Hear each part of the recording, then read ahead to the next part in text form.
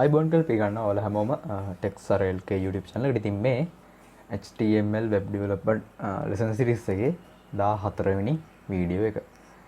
ඉතින් අපි කලින් වීඩියෝ එකේදී කතා කරා list ගැන, list වල unordered list ගැන කතා කරා. ඊට පස්සේ ordered list ගැන කතා කරා. ඊට පස්සේ අපි අන්තිමටම definition list ගැන කතා කරා. ඉතින් මේ වීඩියෝස් තුන ඔයගොල්ලෝ බැලුවේ නැත්නම් අනිවාර්යෙන් ගිහින් බලන්න. වීඩියෝස් තුනකට තමයි මම කරේ. මොකද එක වීඩියෝ එකකින් ඔක්කොම කියලා දෙන්න පොඩ්ඩක් අමාරු හින්දා. හොඳයි, ඉතින් අද අපි කතා කරන්නේ hyperlinks ගැන. එහෙම නැත්නම් අපි කියනවා සිංහලෙන් අදිසන්ධාන කියලා. ඒ කියන්නේ දැන් ඔයගොල්ලෝ වෙබ්සයිට් වලට යනවා දින අනිවාර්යෙන් ඔයගොල්ලෝ අඩුම ගානේ එක වෙබ්සයිට් එකකට හරි ගිහින් ඇති මේ වෙනකොට.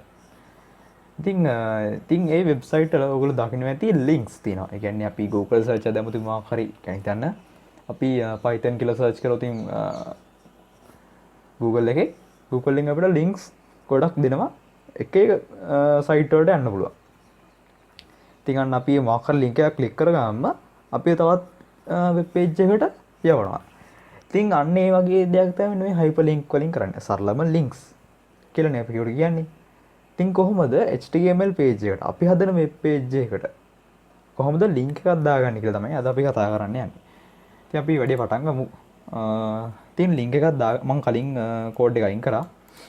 ඉතින් අපි link එකක් දාගන්නේ මෙන්න මේ විදිහට. මුලින්ම මේකට දාන tag එකේ නම තමයි anchor කියන tag එක. ඒ කියලා තමයි ඒක හඳුන්වන්නේ. anchor කියලා ලියන්නේ නැහැ. ඒ කියලා තමයි ලියන්න තියෙන්නේ. ඊට පස්සේ මේ විදිහට tag එක ඉවර කරගන්න පුළුවන්. මේක container tag එකක්. ඒකින්ද අපිට මේකේ closing tag එකකුත් බලා ගන්න පුළුවන්. ඊට පස්සේ මේක ඇතුලේ කියන්නේ link එක අඳුර ගන්න මොකක් හරි text එකක් තියෙන්න බෑ. ඉතින් අන්නේ text එක මේක ඇතුලේ ලියන්න පුළුවන් මේ විදිහට. ඉතින් අපි දෙමු දැනට ඔව් නෑ. මෙතන දෙමු Microsoft වගේ මම data router wifi on කරලා නෑ.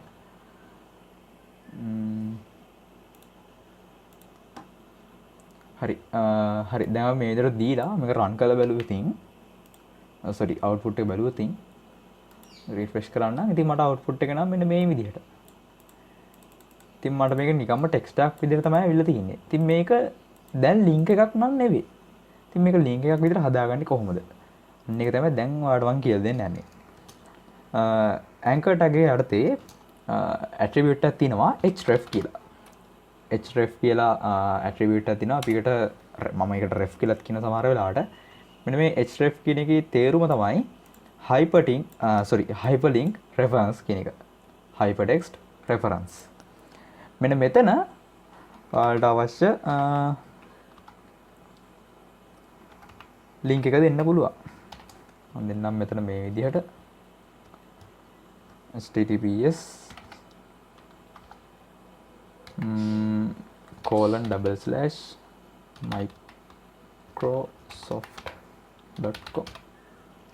හරි, මම මෙහෙම දීලා මේක සේව් කරලා මම output එක බලනවා.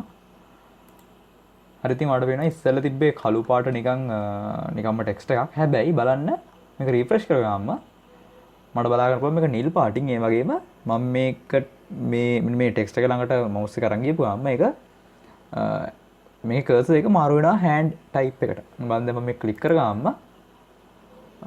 page එක load වෙන්න ගන්නවා. ඒ වගේම මෙතන ඔයාලට පේනවා Microsoft official web page කියලා.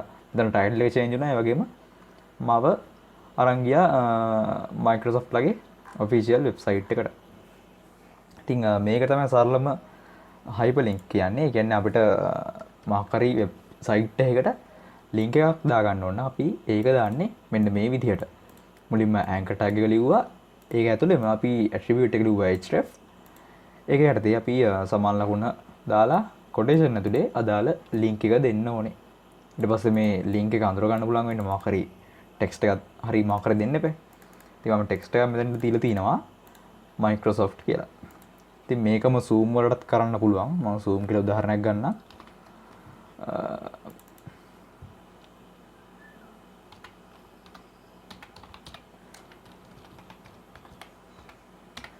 හරි, මම මේක මාරු කරගන්නම් zoom කියලා. හරි, මම දැන් මේකෙන් back වෙන්නම්. හරි මම දැන් මේක රීෆ්‍රෙෂ් කරොත් මට මෙයාගේ එකටම අවුට්පුට් එක ඇවිල්ලා තින්නේ. මෙතන br tag එකක් දැම්මම නම් වැඩි හරියයි. හරි දැන් රීෆ්‍රෙෂ් කරනවා. ඔන්න බලන්න මට දැන් links දෙකක් ඇවිල්ලා තිනවා. පළවෙනි එක Microsoft, දෙවෙනි එක Zoom. ඉතින් මම ඉස්සෙල්ලා Microsoft එකට ගියානේ. දැන් මම Zoom එකට ගිහින් බලන්න. ලෝඩ් වෙනවා. හරි. මාව Zoom official website එකට අරන් ගියා. ඉතින් මම හිතනවා ඔයාලට මේ වැඩේ තේරෙන්නේ නැති කියලා මේ link එකක් දාගන්න විදිහ. දැන් ඔයාලට ප්‍රශ්නයක් ඇති. දැන් මේක දාන්න පුළුවන් තවත් වෙබ්සයිට් එක link එකකට විතරයිද? අපිට මේක මොකක් හරි document එකක නැත්නම් මොකක් හරි image එකකට link එකක් දාන්න බැරිද කියලා. ඇත්තටම පුළුවන්. ඔයාලට පුළුවන් සරලවම anchor tag එක දෙන්න මේ විදිහට. මම මෙතන href හරි මම මේක දැනට පොඩ්ඩක් තියනවා. මම දැන් ඔයාලට පෙන්නන්න යන්නේ කොහොමද මොකක් හරි link එකක් click කරගාම අපේ computer එකේ තියෙන document එකක් load කරගන්න කියලා මේ web page එක හරහා. ඉතින් මම ළඟ තියෙනවා document එකක්. මේ ඉන්නේ ඒ document එක doc.pdf කියලා. ඉතින් මේ pdf එක මට ඕනේ web browser එක හරහා load කරගන්න අර link එකක් press කරගාම. ඉතින් මෙන්න මේ වගේ PDF ෆයිල් එකක් තියෙනවා. ඉතින් දැන් මට ඕනේ මෙන්න මේ PDF එක අපේ වෙබ් පේජ් එක කරා ඕපන් කරගන්න. ඉතින් ඒක කරන්නේ මෙන්න මේ විදිහට. මම මෙතන place holder text එකක් දාගන්න. ඒ කියන්නේ මොකක් හරි text එකක් දාගන්න මෙතෙන්ට. දෙන්නම්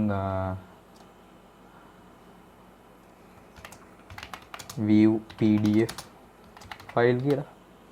මට මෙතන href යටතේ දෙන්න ඕනේ. මේක link එකක් නැහැ. මෙතන මට පුළුවන් අර PDF එකේ සම්පූර්ණ නම දෙන්න extension එකත් එක්ක. හොඳට තියන්න. මෙතන පොඩි දෙයක් කියන්න තියෙනවා. අදාළ PDF ෆයිල් එක මොකක් හරිම ෆයිල් එකක් තියෙන්නේ folder එකක් ඇතුළේ නම්. දැන් උදාහරණයක් විදිහට මම දැන් මෙතන new folder එකක් හදන්න. new folder එක ඇතුළට මම දානවා මෙන්න මේ PDF ෆයිල් එක. මම මේක දැන් එහෙම කරලා මෙහෙම නම දුන්නොත් ඒක වැරදි. එතකොට මෙතෙන්දි කරන්න ඕනේ new folder /doc.pdf ඔන්න ඔය විදිහට තමයි දෙන්න ඕනේ. බලන්න දැන් මම මේක run save කරලා refresh කරොත් මට අවිල දෙනවා link එක view pdf file කියලා. මම මේ click කරොත්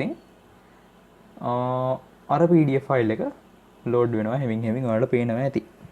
පොඩි වෙලාවකට මේක load වෙන්න. මොකද මේ machine එක පොඩ්ඩක් low spec PC එකක් මම ළඟ තියෙන්නේ. ඉතින් ඔයාලට පේනවා PDF ෆයිල් එක load වෙලා තියෙන්නේ. මේ විදිහට බලා ගන්න පුළුවන්. අර මම ඉස්සෙල්ලා පෙන්නපු doc කියන PDF ෆයිල් එක. හරි ඉතින් මම හිතනවා ඔයාලට මේ වැඩේ තේරෙන්න ඇති කියලා. ඉතින් මම තව පොඩි දෙයක් හරි මතක් වුණොත් මම ඊළඟ වීඩියෝ එකකින් ඉතුරු ටික අරන් එන්නම්.